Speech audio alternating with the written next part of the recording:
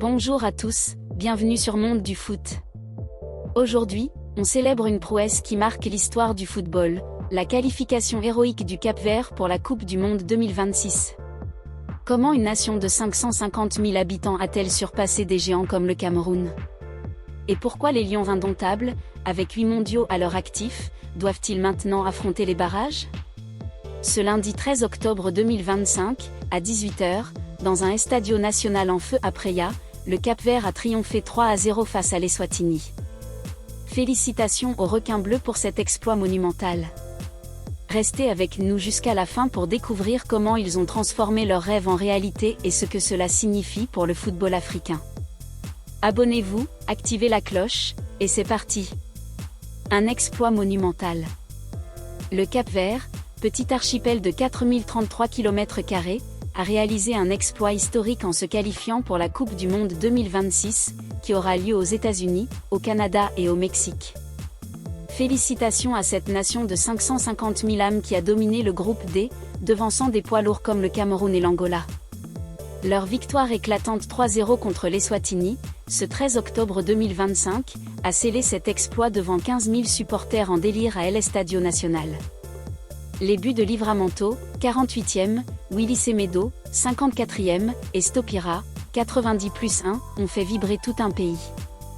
Mais le chemin vers cette qualification a été jalonné de moments clés, une victoire décisive 1-0 contre le Cameroun le 9 septembre 2025, et un but crucial dans les arrêts de jeu de Yannick Semedo face à Maurice, 1-0, lors de la 5e journée.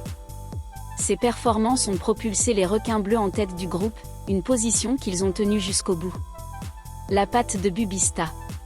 Cet exploit porte l'empreinte de Pedro Letao Brito, alias Bubista, sélectionneur depuis janvier 2020.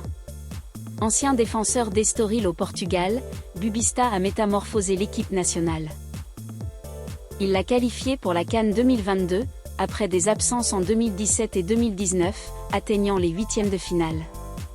Lors de la CAN 2024, les requins bleus ont brillé en terminant premier de leur poule devant l'Égypte et le Ghana, avant d'échouer en quart de finale au tir au but face à l'Afrique du Sud.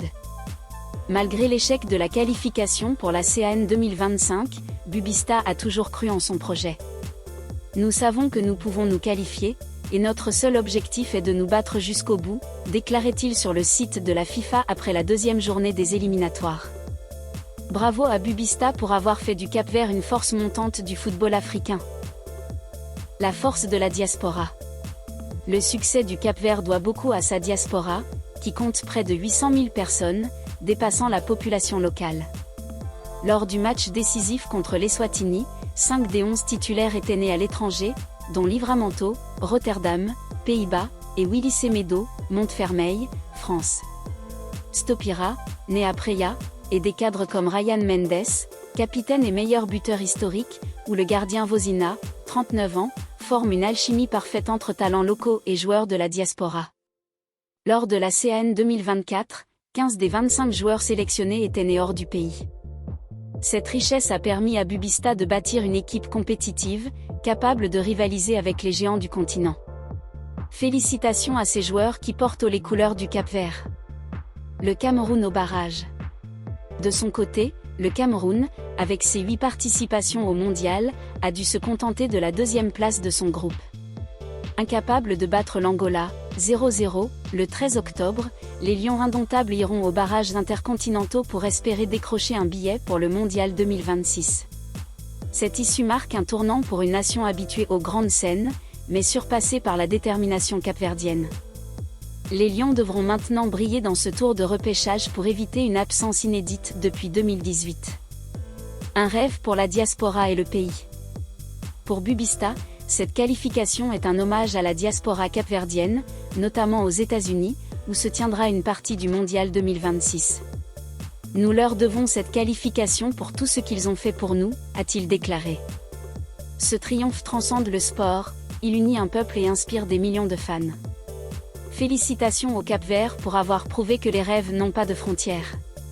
Félicitations encore au Cap-Vert pour cet exploit historique.